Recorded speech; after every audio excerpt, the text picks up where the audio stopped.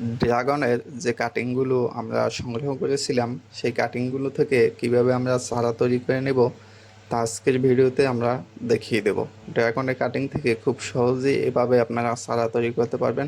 প্রথমে কাটিংগুলোর নিচের অংশ থেকে 1 থেকে 2 ইঞ্চি পরিমাণ এভাবে একটি ধারালো ছুরি দিয়ে কেটে ভিতরের শক্ত অংশটা এভাবে বের করে নিতে হবে। তাহলে ফাঙ্গাসের আক্রমণ একেবারেই কম হবে। এবার এই অংশগুলোতে আমরা যে কোনো একটি ভালো মানের ফাঙ্গিসাইড এভাবে লাগিয়ে দেব।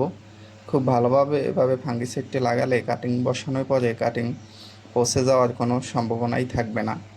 এভাবে ফাঙ্গিসাইড লাগানোর পরে আমরা এই কাটিংগুলোকে 6 থেকে 7 ঘন্টা এভাবে রেখে দেব, যাতে এগুলো ভালোভাবে শুকিয়ে যায়।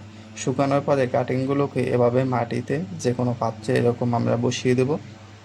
তাহলে খুব সহজেই ড্রাগনের কাটিং থেকে চারা তৈরি হয়ে যাবে। খুব শীঘ্রই এগুলো থেকে কুশি